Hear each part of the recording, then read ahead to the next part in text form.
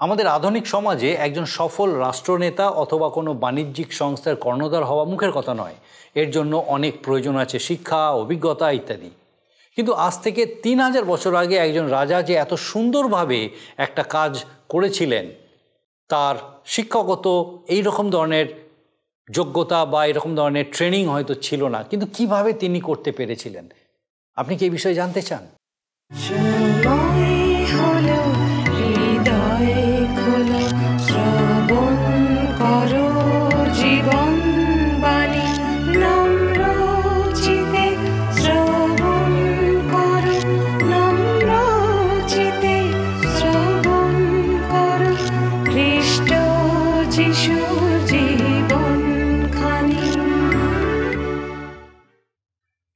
নমস্কার, প্রভু যীশু খ্রিস্টের মধুর নামে জীবনবাণী অনুষ্ঠানে আপনাকে স্বাগত জানাই। আমার বিশ্বাস মহান ঈশ্বর তার মহা অনুগ্রহে আপনাকে সুস্থ রেখেছেন, সুরক্ষিত রেখেছেন। আমরা দেখছি মন্দির নির্মাণের দায়িত্ব সলোমনের উপরে ন্যস্ত করলেও রাজা দাউদ প্রাথমিকভাবে তার সমস্ত বন্দোবস্ত করে রেখেছিলেন। এই বিষয়ে আমরা আমাদের আগের পর্বে দেখেছি। কেবল যে তিনি নির্মাণ সামগ্রী সংগ্রহ করেছিলেন তা নয়, কিন্তু ভাবী মন্দিরের পরিচর্যা কাজের ব্যবস্থাও তিনি করে রেখেছিলেন।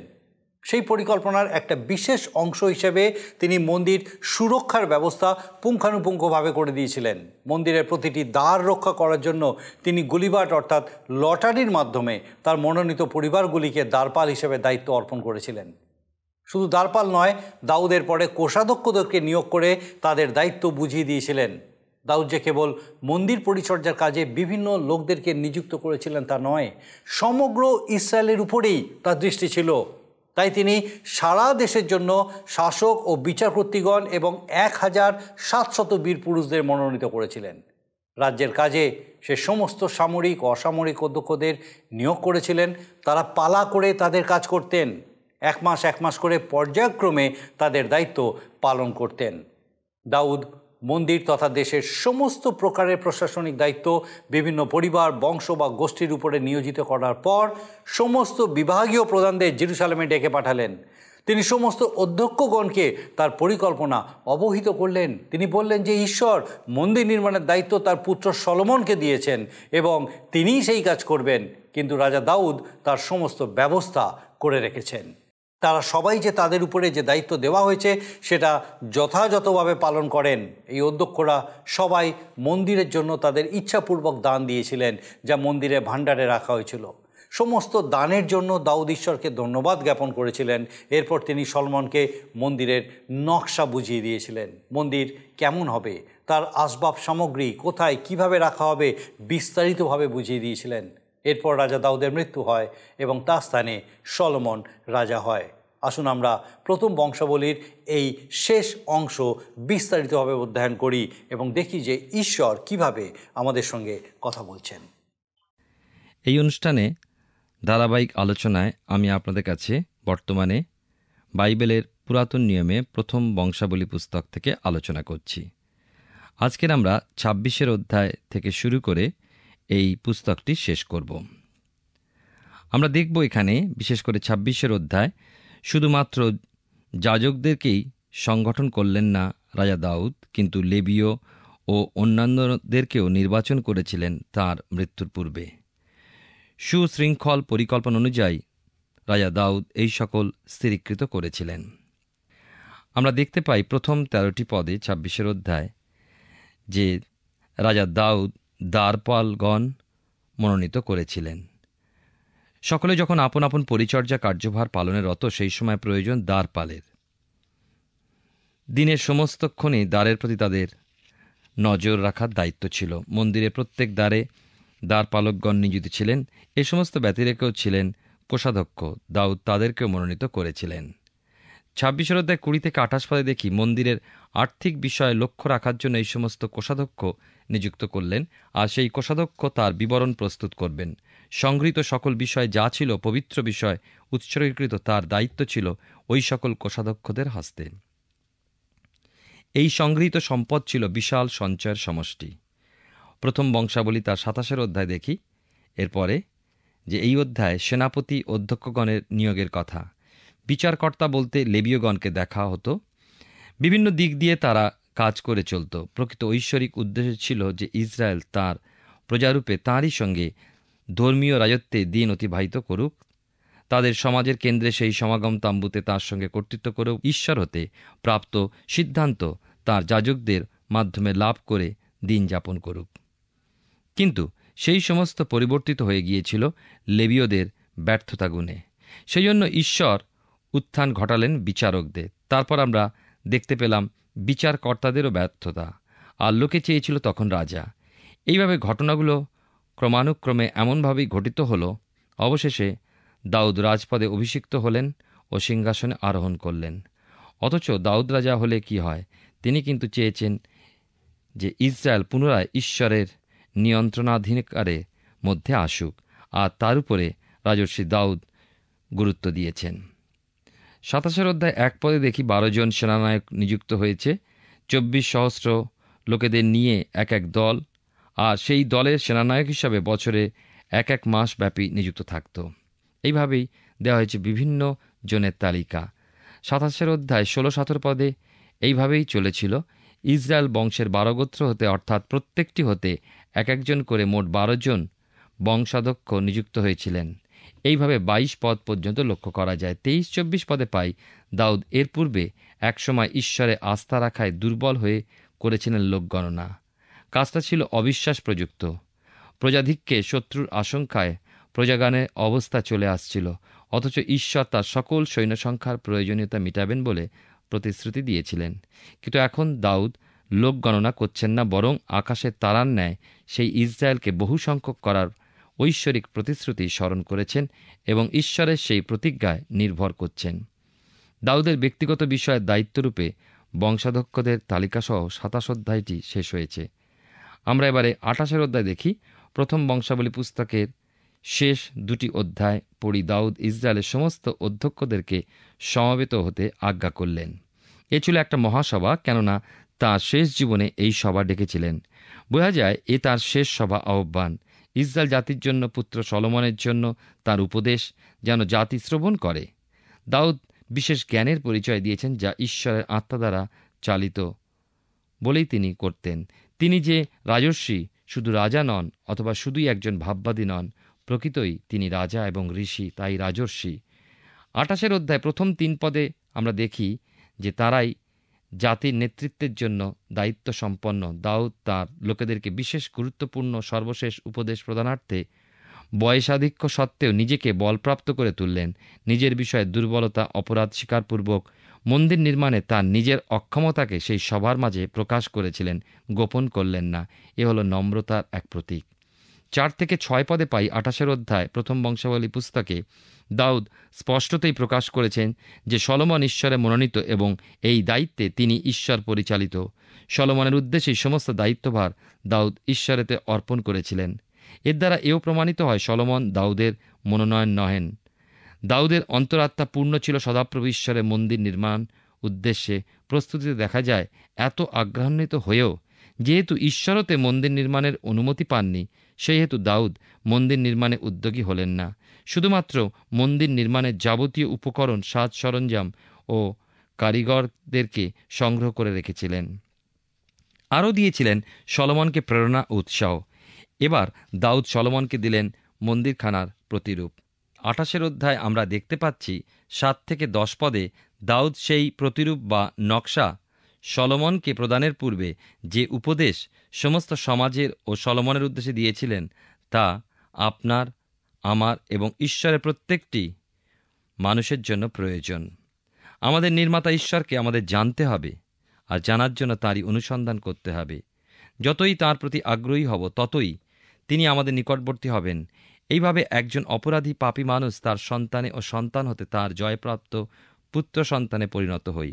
28 অধ্যায় 11-13 পদে দেখি, যেরকম মোশি প্রাপ্ত হয়েছিলেন সমাগম তাম্বুর নিদর্শন প্রতিরূপ, তেমনি দাউদও প্রাপ্ত হয়েছিলেন, সলোমন নন। অবশ্য দাউদ জানতেন অনাদি অনন্ত ঈশ্বরকে একটি ঘরে অথবা সমগ্র পৃথিবীর মধ্যে ধরে রাখা যায় না। তিনি অসীম ঈশ্বর, স্বর্গ তাঁর সিংহাসন, পৃথিবী তাঁর পাদপীঠ। দাউদ বলেছেন, সদাপ্রভু ঈশ্বর সকলের মস্তক রূপে উন্নত। যত বিশাল মন্দিরই হোক না কেন, ঈশ্বরকে ধরে রাখায় তা কত না ক্ষুদ্র, নগণ্য। কিন্তু তবু ঈশ্বরের সঙ্গে জাতির সাক্ষাৎকারের একটি স্থানস্বরূপে মন্দিরের প্রয়োজন। মানুষের সঙ্গে ঈশ্বর মিলিত হতেন ধর্মধামে। ঈশ্বরকে গৌরবান্বিত ও সম্মানিত করার এক উপযুক্ত স্থান এই ধর্মধাম। কিন্তু আজ সর্বশক্তিমান পিতা ঈশ্বর ধর্মধামের মাধ্যমেই একমাত্র সাক্ষাৎ করেন না বা ধর্মধামে বাস করেন না, করেন মানুষের হৃদয় পবিত্র আত্মার মাধ্যমে। 28 অধ্যায় পাই 14 পদ থেকে 16 পদে যে এই সমস্ত ব্যয়বহুল হলেও দাউদ তাঁর হৃদয়ের আগ্রহকে ঈশ্বরের ইচ্ছায় অর্পণ করেছিলেন এবং তাই তাঁর জীবনে ক্লেশের দিনগুলো হতে সমস্ত সংগ্রহ করে এনেছিলেন। মনে রাখবেন, এ সমস্তই ঈশ্বরের ইচ্ছা অনুসারে সম্পাদিত হয়েছিল। 17 থেকে 21 পদে পাই প্রথম বংশাবলী 28 অধ্যায়। এই 19 পদটি এখানে বিশেষভাবে উল্লেখযোগ্য। মন্দিরের যে নকশা তা ঈশ্বর হতে প্রাপ্ত, যেমন দেখেছি সমাগম তাম্বুর বিষয় মোশিকে প্রাপ্ত হতে। ঈশ্বর দিয়েছিলেন সেই প্রতিরূপ, সেই নকশা। নির্বাচন করেছিলেন ঈশ্বরই সেই স্থান, অন্যান্যের সেই খামার স্থানটি ছিল। আর দাউদকে ঈশ্বর প্রেরণা দিয়েছিলেন, উৎসাহিত করেছিলেন, কিন্তু মন্দির নির্মাণের অনুমতি দিলেন না। আর দাউদ নিজে উৎসাহিত থেকে পুত্র সলোমনকেও উৎসাহিত করলেন এবং যাবতীয় বিষয় সংগ্রহ করেছিলেন। এমনকি কারিগরদেরকেও রেখেছিলেন যাজকদের, রেখেছিলেন লেবীয়দেরকে এবং অধ্যক্ষদেরকে, আবার প্রয়োজনীয় যাবতীয় বিষয়। প্রিয় শ্রোতাবন্ধু, প্রিয় ভাই ও বোন, এই দেহ আত্মা প্রাণ সম্মিলিত যে ঐশ্বরিক মন্দির, তাকে যথাযোগ্যভাবে নির্মাণ ও সুরক্ষা করে আগামী অনন্তকালে নিত্যস্থায়ী মন্দিরের প্রস্তুতি নিতে সর্বসময় পবিত্র আত্মার চালনাতে নিজেদের সমর্পণ করিয়া আসুন। দাউদ সর্বদা চেয়ে এসেছেন ঈশ্বরের মন্দিরে জাতি উৎসাহিত হোক, ঈশ্বরের জন্য মন্দিরটি প্রতিষ্ঠিত হোক। মানুষ যেন ঈশ্বরের সহভাগিতা লাভে ধন্য হয়।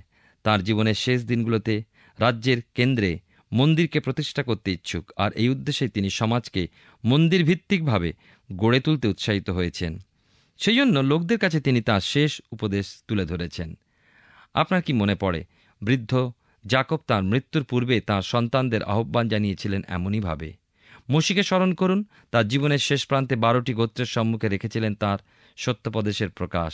আর এখন দেখি দাউদ তার উপদেশকে রাখছেন সমাজের সম্মুখে তাঁরও জীবনের শেষ ভাগে। আসুন আমরা এখন আসব 29 অধ্যায়। প্রথম দুটি পদে দেখি দাউদ এই মন্দির নির্মাণ কার্যকে মহৎ কার্য আখ্যা দিয়েছেন। মহৎ এই জন্যই কারণ তা কোনো মানুষের উদ্দেশ্যে নয়, কিন্তু সদাপ্রভুর ঈশ্বরের উদ্দেশ্যে।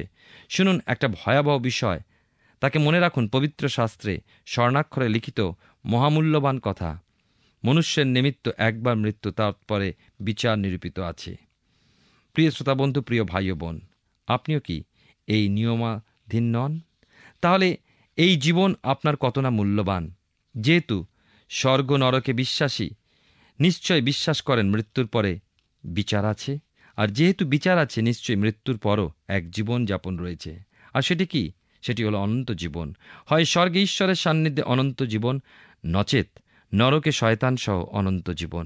আপনি কোন স্থানে অনন্তকাল যাপনে ইচ্ছুক? ঈশ্বরের সান্নিধ্য যদি আপনার কাম্য হয়, তবে এই জীবনে ঈশ্বরের উদ্দেশ্যে নিজেকে ব্যবহার করুন। কোমল ও অল্প বয়স্ক কি অনভিজ্ঞ যাই হন না কেন, ঈশ্বরের উদ্দেশ্যে অনুসন্ধান করুন, তার নির্দেশ পাবেন। খ্রিস্ট পথ গ্রহণে সকলেই আপনার জন্য প্রস্তুত। 29 অধ্যায়ে আলোচনা করছি প্রথম বংশাবলী, তার 3 থেকে 5 পদে আমরা পাই যে দাউদ সলোমনের জন্য সমস্তই সঞ্চিত রেখেছিলেন, শুধু সলোমন কারিগর দ্বারা প্রস্তুত করাবেন। আমাদের জীবনে পরিত্রাণ গ্রহণে যা কিছু প্রয়োজন, জ্যেষ্ঠ ভ্রাতারূপে প্রভু যীশু সকলই প্রস্তুত রেখেছেন। শুধু পরিত্রাণ গ্রহণপূর্বক পবিত্র আত্মায় চালনা ও প্রেরণায় অভিষিক্ত হয়ে আপনার মন্দিরকে নির্মাণ করে তুলুন। দাউদেরই মতো অন্তর লাভ করে ঈশ্বরকে প্রথমে স্থান দিয়ে আমাদের নিজেদেরকে প্রস্তুত করা ও সলোমনের ন্যায় কোমল চরিত্রকে গঠন করা আজ বিশেষভাবে প্রয়োজন। প্রথম বংশাবলী 29 অধ্যায় 6 থেকে 8 পদে আমরা দেখি এখন সমাজের মধ্যে সাড়া জেগে উঠতে দেখা যায়। তারা উদাত্ত ও হৃষ্টচিত্তে তাদের হাত বাড়িয়ে দিয়েছে। তিনি জিহোবা জিরি, ঈশ্বর তাঁর জন্য হাত বাড়িয়ে দিলে ঈশ্বর সেই দানের হস্তকে কখনো শূন্য রাখেন না, পূর্ণ করে দেন পার্থিব স্বর্গীয় সকল আশীর্বাদে। হতে পারে ঈশ্বর আপনাকে কোটিপতি করে দেবেন না, তার কারণ ঈশ্বর তার ইচ্ছা অনুযায়ী প্রদান করেন। আপনি কোটিপতি হতেও পারেন অথবা নাও পারেন, কিন্তু তিনি আপনার যাবতীয় প্রয়োজন মিটাবেন। তিনি বলেছেন, 2 কর্তার দাসত্ব আমরা করতে পারি না। অর্থ সম্পদ আবার ঈশ্বর, এই উভয় দিকে ঈশ্বরের সন্তান সমানভাবে নিজেকে রক্ষা করতে এবং উভয়ের সেবা করতে পারে না। তিনি তো আমাদের ঢাল ও পুরস্কার। তাহলে আর কি আমাদের প্রয়োজন? শুধু তিনি থাকুন আমার ও আপনার জীবনে প্রথম স্থান নিয়ে, এই প্রার্থনা করি। আপনার সাক্ষ্য অপরকে ঈশ্বরের জন্য হাত বাড়িয়ে দিতে উৎসাহিত ও সমর্থ করে তুলুক। স্বর্গীয় পার্থিব আশীষ ধন্য হন আপনি। তিনি বিনম্র মৃদুশীল, তাঁর জীবনী আমাদের অনুসরণযোগ্য। অনন্তকালীন ধন সঞ্চয় আমাদের প্রত্যাশা, তা নিত্যস্থায়ী। জ্ঞান, বুদ্ধি, শারীরিক, মানসিক ও আত্মিক সকল বল, স্বাস্থ্য, অর্থ যা কিছু ঈশ্বর আমাদের দিয়েছেন, সমস্তই তাঁর অনুগ্রহ, আমাদের যোগ্যতা বা উত্তমতা নয়। অতএব তাঁর উদ্দেশ্যে ব্যবহারে বিশ্বস্ত হয়ে আসুন। আমরা বাইবেলের পুরাতন নিয়মে প্রথম বংশাবলী তার 29 অধ্যায় থেকে আলোচনা করছি। আমরা দেখি দাউদ সমাজের উদ্দেশ্যে যে উৎসাহসূচক উপদেশ দিয়েছেন, তার দ্বারা লোকেরা অনুপ্রাণিত হয়েছিল এবং হৃষ্টচিত্তে দান দিয়েছিল। মন্দিরকে সুশোভিত করার জন্য তারা সানন্দে সদাপ্রভুর গৃহের ভাণ্ডার পূর্ণ করেছিল। প্রথম বংশাবলী তার 29 অধ্যায় 9-10 পদে আমরা দেখতে পাই যে দাউদ উল্লাসিত হয়ে উঠেছিলেন, আর প্রজারাও সেই দান দিতে সমর্থ হয়ে আনন্দ করেছিল। স্বতঃস্ফূর্ত দানই ঈশ্বর আগ্রহ করেন আমাদের জীবনে, আর মনোদুঃখপূর্বক দান ঈশ্বর গ্রাহ্য করেন না। আরও একটা বিষয় লক্ষণীয়, তা হল দাউদ এখানে ঈশ্বরকে সম্বোধন করেছেন আমাদের পিতৃপুরুষ ইসরায়েলের ঈশ্বর বলে, ব্যক্তিগত পিতা হিসাবে ডাকেননি। কারণ দাউদ ব্যক্তিগত পিতা হিসাবে কখনোই ডাকেননি, ঈশ্বর তাঁর দাস হিসাবেই অভিহিত করেছেন। বিশেষভাবে বিষয়টি গুরুত্বপূর্ণ, মসির ব্যবস্থা কখনো ঈশ্বরের পুত্র করে তুলছে না। শুধুমাত্র প্রভু যীশু খ্রিস্টেতে বিশ্বাস প্রযুক্ত আমরা ঈশ্বরের সন্তানে পরিণত হতে পারি। বাইবেলের নতুন নিয়মে যোহন লিখিত সুসমাচারের 1 অধ্যায় 12-13 পদে পড়ি, কিন্তু যত লোক তাহাকে গ্রহণ করিল, সেই সকলকে যাহারা তাহার নামে বিশ্বাস করে, তাহাদিওকে তিনি ঈশ্বরের সন্তান হইবার ক্ষমতা দিলেন। তারা রক্ত হইতে নয়, মাংসের ইচ্ছা হইতে নয়, মানুষের ইচ্ছা হইতেও নয়, কিন্তু ঈশ্বর হইতে জাত। ব্যক্তিগতভাবে কাউকে ঈশ্বর পুত্র বা সন্তান হিসেবে আহ্বান করছেন না পুরাতন নিয়মে, সেখানে সমষ্টিগতভাবে, জাতিগতভাবে ঈশ্বরের সন্তান। 29 অধ্যায় প্রথম বংশাবলী পুস্তকে 11-13 পদে আমরা দেখতে পাই যে আপনার কাছে পরিচিত কি লাগছে এইখানে যে কথাটা যা লেখা আছে। 29 অধ্যায়, হে সদাপ্রভু, মহত্ব, পরাক্রম, গৌরব, জয় ও প্রতাপ তোমারই, কেননা স্বর্গে ও পৃথিবীতে যাহা কিছু আছে সকলই তোমার। হে সদাপ্রভু, রাজ্য তোমারই এবং তুমি সকলের মস্তকরূপে উন্নত। প্রভু যীশুর শিষ্যরা যখন প্রার্থনা শিক্ষা করার জন্য প্রভু যীশুর কাছে নিবেদন রেখেছিলেন, তখন প্রভুর প্রার্থনার এক নমুনা তাদের শিখিয়েছিলেন, তোমার রাজ্য আইসুক। এর অনুভব অর্থাৎ রাজ্য তোমারই এ বিষয়ে জ্ঞান দাউদ উপলব্ধি করেছিলেন। শাস্ত্রে, বিশেষত পুরাতন নিয়মে এ এক আদর্শ প্রার্থনা, মহান রাজকীয় ও বোধগম্য প্রার্থনা, যা ভক্তি, প্রশংসা ও ধন্যবাদ বিনতির সংমিশ্রণ। মানুষের বুদ্ধি, জ্ঞান অস্বীকারকরণ ও পূর্ণরূপে ঈশ্বরেতে মানুষের নির্ভরশীলতাই প্রকাশ করে এই মহান প্রার্থনাটি। এই প্রার্থনার মাধ্যমে প্রার্থনাকারীর নিজস্ব বিনম্রতা, পাপ স্বীকার বা দুর্বলতা স্বীকার এবং নিজেকে উৎসর্গীকরণের ভাব প্রকাশ পায়। আরও প্রকাশ পায় যে প্রার্থনাকারী সমস্ত কিছুর নিয়ন্তা হিসাবে ঈশ্বরকেই মূল্য প্রদান করে সম্মানিত এবং সমাদৃত। বিশেষভাবে দাউদ যে রাজ্য ঈশ্বরের, সে বিষয়ে সর্বসমক্ষে স্বীকারকারী, সেই বিষয়েও জানা যায়। এই রাজ্য ঈশ্বরের, আর তা পবিত্র আত্মন, যিনি ঈশ্বরের তৃতীয় সত্তা। তার আগমনে মানুষের হৃদয়ে নেমে আসবেন। প্রভু যীশু প্রার্থনায় শিক্ষা দিয়েছিলেন শিষ্যদেরকে, তোমার রাজ্য আইসুক। পবিত্র শাস্ত্রে রাজ্য সম্পর্কে ধারণা দু ধরনের, অনন্তকালীয় রাজ্য এবং ক্ষণকালের রাজ্য। তা আবার সার্বজনীন বা বিশ্বজনীন এবং স্থানীয় রাজ্য হিসাবেও বিভক্ত হতে পারে। আবার এই পৃথিবীতে সহস্র বর্ষব্যাপী শান্তি রাজত্ব, অর্থাৎ পৃথিবীর উপরে স্বর্গের রাজত্ব বোঝানো হয়। ঈশ্বর আদমকে সৃষ্টি করে তাকে রাজত্বের অধিকার দিয়েছিলেন সৃষ্ট সমস্ত বিষয়গুলোর উপরে কর্তৃত্ব করার অধিকার। তাহলে রাজ্য বলতে কি বোঝায়? রাজ্য হলো পৃথিবীর উপরে ঈশ্বরের শাসন বা ঐশ্বরিক রাজত্ব। আর তোমার রাজ্য আইসুক বলতে তাই অনেকের মতে পৃথিবীকে ঈশ্বরের শাসনাধীনে ফিরিয়ে নিয়ে আসা। আর এই রাজ্যের জন্য চাই প্রার্থনা। তার রাজত্বে কোনো হৃদয় বিদারণের বিষয় নেই কোনো হতাশা, অশ্রু এবং যুদ্ধের বিষয়, কোনো দ্বন্দ্ব থাকে না। ঈশ্বরের মনোনীত পথের মাধ্যমেই তা আসে। স্বর্গীয় রীতিনীতির মাধ্যমে ঈশ্বরের সেই রাজ্য উপস্থিত হয়, যার সঙ্গে ঐশ্বরিক বিষয়াদি দৃঢ় সংলগ্ন থাকে। এই রাজ্য পৃথিবীতে মানুষ গঠন করতে পারে না। পবিত্র আত্মার মাধ্যমে গঠিত হয় মানুষের হৃদয়, এবং প্রভু যীশু খ্রিস্টই এই রাজ্য একসময় প্রতিষ্ঠা করবেন। তোমার রাজ্য আইসুক, এই কথা সকলে মুখস্থ বলা ঠিক নয়, কেননা উপলব্ধি যার নেই সে কিভাবে তার রাজ্যকে কামনা করতে পারে? কেননা খ্রিস্ট বিশ্বাসী ব্যতি রেখে খ্রিস্টের প্রতিষ্ঠিত রাজ্যের প্রত্যাশা কেই বা করতে পারে? দাউদের মধ্যে ছিল সেই উপলব্ধি, তোমার রাজ্য পরাক্রম, প্রতাপ, জয় ও মহত্ব এবং গৌরব যে ঈশ্বরেরই, তা দাউদ বোধগম্য করেছিলেন। তিনি ছিলেন একজন ভাওবাদী। এই পৃথিবীতে প্রভুর স্থাপিত আগামী সহস্রবর্ষীয় শান্তি রাজত্বের কথা দাউদ জেনেছিলেন ঈশ্বরের আত্মা দ্বারা, তাই সেই মহান দিনের বিষয় প্রকাশও করতে পেরেছিলেন। প্রথম বংশাবলী তার 29 অধ্যায় 14 থেকে 18 পদে আমরা এখানে দেখতে পাই যে সমস্তই তো সর্বশক্তিমান ও সমস্ত সৃষ্টিকর্তা পিতা ঈশ্বরের, তাহলে সর্বপ্রথমে তাকে কি দিতে পারি আমরা? কিন্তু তবু আমাদের হাতে প্রাপ্তির পর প্রথমে তার জন্য ব্যবহার, এই সমর্পণে ঈশ্বর সন্তুষ্ট হন, দেখেন আমাদের আগ্রহ, আর তার মাধ্যমে তিনি আমাদের আশীর্বাদে ভরিয়ে তোলেন। আমাদের সানন্দ চিত্ত তিনি আগ্রহ করেন। সত্যিই তারই হতে প্রাপ্ত হই এমন বিষয় তো তাকেই দিই, নতুন কিছু দিই না। সমস্ত কিছুতেই আদিতে তাকে রাখি, শুধু তাই তিনি চান। অথচ মানুষ চায় তার কাছেতে অনেক, পরিবর্তে সামান্যই দিতে ইচ্ছুক হয়, অথবা কিছুই দিতে সে নারাজ। বিধবার দান শিখির কথা কি মনে পড়ে? মনে রাখবেন, ঈশ্বর দেখেন না যে আপনি কতখানি দিলেন, তাকে কি পরিমাণ দিলেন, না মোটেই তা দেখেন না। আবারও বলি, তিনি দেখেন আপনি আপনার প্রয়োজনে কতখানি কি পরিমাণ রেখে দিলেন। তাই সমস্ত জীবনোপায় ধরে দেওয়ায় বিধবার দান প্রভুর কাছে হয়ে উঠেছিল শ্রেষ্ঠ দান। মনে রাখবেন, যারা পকেট থেকে একটা আধুলি বা একটা চারানা বার করে দান বাক্সে রাখেন, তারা কি জানেন কথা? বিধবা কিন্তু সেই যে স্বীকৃতি দিয়েছিলেন তার জীবনোপায়ের সমস্ত জীবনোপায়, অর্থাৎ কিছুই নিজের জন্য সেই বিধবা রেখে দেয়নি। বিধবার ভাণ্ডারকে উপচে দিয়েছিলেন ঈশ্বরের পরিবর্তে। এমন নাও হতে পারে, কিন্তু তার জীবনে প্রতিনিয়ত সহায় হয়ে খ্রিস্ট রইলেন, তার সাথী হয়ে, তার হৃদয়ের রাজাধিরাজ হয়ে, সংকটে সহায় হয়ে, সমস্ত সমস্যার সমাধানকারী হয়ে। আর কি চাই? এই তো প্রভুর উপচে পড়া আশীর্বাদ। শরীর, মন ও আত্মা দিয়ে আমরা তা গ্রহণ করে ধন্য হয়ে যাই। তাকে এইভাবে আস্বাদন করে দেখুন, তিনি কত মধুর, কতই না মঙ্গলময়। ঈশ্বরের আশীর্বাদ স্বরূপ এলেন সলোমন ইসরায়েলের রাজারূপে। প্রথম বংশাবলী 29 অধ্যায় 19 থেকে 25 পদ। এখানে দেখি সকলে ঈশ্বরের ধন্যবাদ প্রশংসা করেছিল এবং বলিদান উৎসর্গ করেছিল ঈশ্বরের উদ্দেশ্যে। রাজার উদ্দেশ্যে প্রণিপাত রাখল। এরপরেই সলোমনকে রাজারূপে এবং সাধক যাজককে অভিষেক করল তারা। দাউদের মৃত্যুর পূর্বে তিনি রাজকীয় অধিকার প্রাপ্ত হলেন। সমস্ত রাজ্য সলোমনের অধীনতা স্বীকার করে নিয়েছিল। ইসরায়েলে কোনো রাজা প্রাপ্ত হননি এমন রাজপ্রতাপ ঈশ্বর সলোমনকে প্রদান করেছিলেন। কি আশ্চর্য সেই আশীর্বাদ!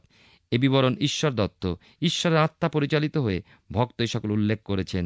রাজর্ষি দাউদের প্রতি ঈশ্বরের মনোভাব কিরূপ, ঈশ্বর আপনাকেও আমাকেও তা প্রকাশ করেছেন। যে বংশে পুত্র ঈশ্বর জগতের পত্তানাবধি হতমেষশাবক জন্মগ্রহণ করবেন, নিরূপিত কাল পূর্ণ হলে তার পরিচয় কি ঈশ্বর না দিয়ে পারেন? দাউদের অপরাধ, দাউদের গুণাবলী সকলই প্রকাশ করে ঈশ্বর দেখিয়েছেন। তিনি তো জানেন মানুষ ধূলিমাত্র, সে মৃন্ময়। তিনি নিজেই যে তাকে সামান্য মাটি হতে নির্মাণ করেছেন, আর সেই মাটি ভঙ্গুর। অতএব হতে পারে পদে পদে মানুষের দুর্বলতা, ভেঙে পড়তে পারে সে বারংবার, কিন্তু নির্মাণকর্তা তো চিরসহিষ্ণু। কেন? তিনি প্রেম। তিনিই সুযোগের উপরে মানুষকে সুযোগ দেবেন যেন সে শক্ত দৃঢ় হয়। নিত্যস্থায়ী ঈশ্বরের হস্তের মাধ্যমেই যে সে অবস্থান করছে। সর্বশক্তিমান ঈশ্বর তো মাটি বলে মৃন্ময় মানুষকে অবহেলা করলেন না, তাকে নিজের সাদৃশ্যে নিজের প্রতিমূর্তিতে গড়লেন, উপেক্ষাও করলেন না। দুর্বলতায় তাকে নিজের রক্ত দিয়ে শয়তান হতে কিনেও নিলেন, দেননি স্বর্গদূতদের জন্য নিজের বহুমূল্য রক্ত। সেই স্বর্গদূতগণ তো ঈশ্বরের সৃষ্টি না, তাও তাদের জন্য নয় এই পাতিত রক্ত।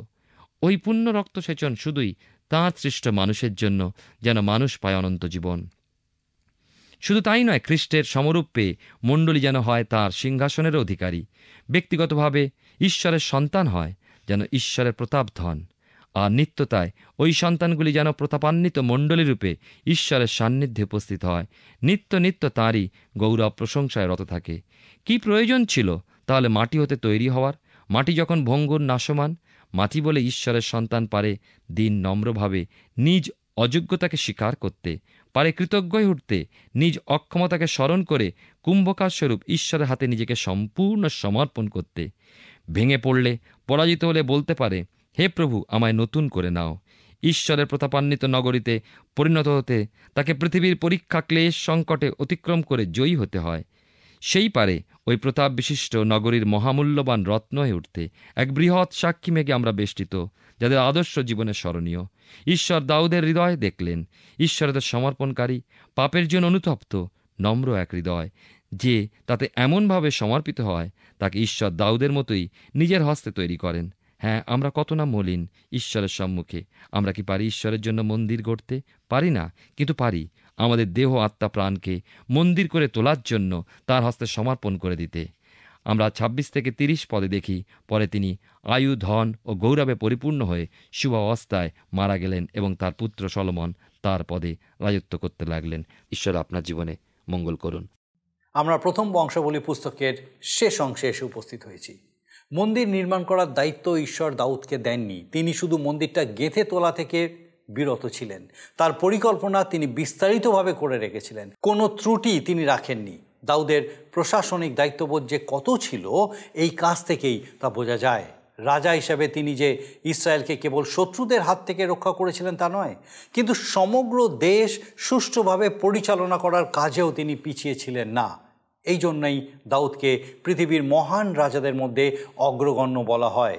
এই কারণেই পরবর্তীকালে ইসরায়েলের মানুষ দাউদের শাসনকালের জন্য আকাঙ্ক্ষা করেছেন। দাউদ ছিলেন সমস্ত রাজাদের এক আদর্শ। আমরা আমাদের আগামী পর্বগুলিতে দাউদের পুত্র এবং ইসরায়েলের পরবর্তী রাজা সলোমনের বিষয়ে জানতে শুরু করব। আসুন এখন প্রার্থনায় যাব। আমি চাইব আপনি আমার সঙ্গে প্রার্থনায় যোগ দিন। আসুন প্রার্থনা করি। পরম করুণাময় স্বর্গীয় পিতা, প্রভু ধন্যবাদ, তোমার স্তুতি, প্রশংসা, গৌরব করি তোমার পবিত্র পরাক্রমে। তুমি আমাদের সহায় সহবর্তী ঈশ্বর। ধন্যবাদ দিয়ে আমাদের প্রত্যেক দর্শক বন্ধুর সঙ্গে আজকে তোমার জীবন্ত বাক্য দ্বারা কথা বলেছো।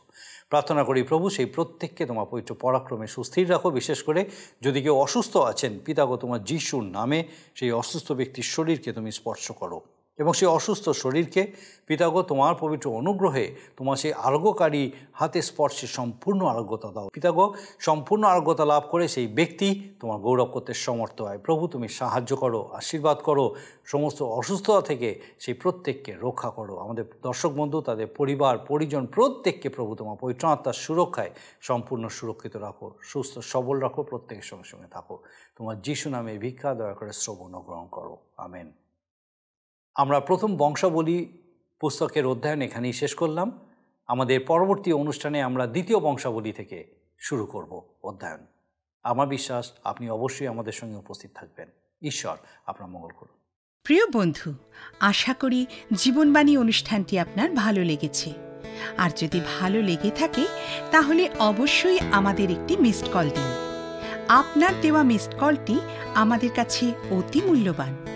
আমরা আনন্দের সাথে জানাই, প্রতিটা মিসড কল দাতাদের মধ্যে থেকে সপ্তাহের শেষে বিশেষ দর্শক বন্ধুকে বেছে নেওয়া হবে এবং সেই দর্শক বন্ধুকে পুরস্কৃত করা হবে ও সপ্তাহের শেষে তার ছবি ও নাম আমাদের অনুষ্ঠানে প্রকাশ করা হবে।